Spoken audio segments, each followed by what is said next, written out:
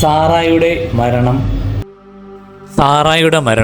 സാറായുടെ ജീവിതകാലം 127 വർഷമായിരുന്നു. കാനാനിലുള്ള ഹെബ്രോൺ എന്നറിയപ്പെടുന്ന കിരിയാത്ത് അർബയിൽ വെച്ച് അവൾ മരിച്ചു. അബ്രഹാം സാറായെപ്പറ്റി വിലപിച്ചു. മരിച്ചവളുടെ അടുക്കൽ നിന്ന് എഴുന്നേറ്റ് ചെന്ന് അവൻ ഹിത്യരോട് പറഞ്ഞു, ഞാൻ നിങ്ങളുടെ ഇടയിൽ വന്ന് പാർക്കുന്ന ഒരു വിദേശിയാണ്. മരിച്ചവളെ സംസ്കരിക്കാൻ എനിക്കൊരു ശ്മശാന സ്ഥലം തരിക. ഹിത്യർ അവനോട് പറഞ്ഞു, പ്രഭു കേട്ടാലും. അങ്ങ് ഞങ്ങളുടെ ഇടയിലെ ശക്തനായ പ്രഭുവാണ്. മരിച്ചവളെ ഞങ്ങളുടെ ഏറ്റവും നല്ല കല്ലറയിൽ അടക്കുക. ഞങ്ങളാരും ഞങ്ങളുടെ കല്ലറ അങ്ങേക്ക് നിഷേധിക്കില്ല. മരിച്ചവളെ അടക്കാൻ തടസ്സം നിൽക്കുകയുമില്ല. അബ്രഹാം എഴുന്നേറ്റ് നാട്ടുകാരായ ഹിത്യരെ വണങ്ങി. അവൻ അവരോട് പറഞ്ഞു, ഞാൻ മരിച്ചവളെ ഇവിടെ സംസ്കരിക്കുന്നത് നിങ്ങൾക്ക് സമ്മതമാണെങ്കിൽ സോഹാറിൻ്റെ പുത്രനായ എഫ്രോനോട് എനിക്ക് വേണ്ടി മാധ്യസ്ഥം പറയുക.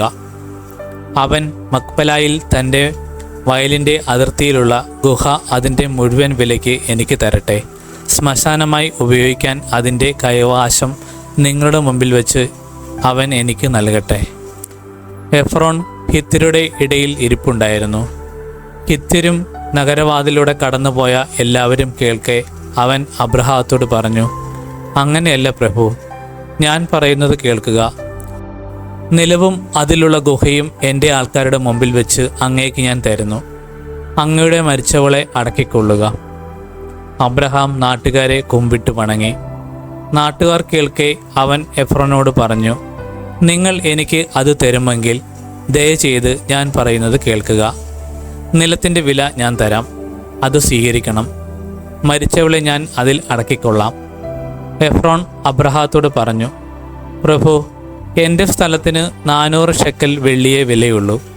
നാം തമ്മിലാകുമ്പോൾ അത് വലിയൊരു കാര്യമാണോ? അങ്ങയുടെ മരിച്ചവളെ സംസ്കരിച്ചു കൊള്ളുക. എഫ്രോൻ്റെ വാക്ക് അബ്രഹാം സ്വീകരിച്ചു. ഹിത്യർ കേൾക്കെ എഫ്രോൻ പറഞ്ഞതുപോലെ 400 ഷെക്കൽ വെള്ളി കച്ചവടക്കാരുടെ ഇടയിലെ നടപ്പനുസരിച്ച് അവൻ എഫ്രോണിന് തൂക്കിക്കൊടുത്തു.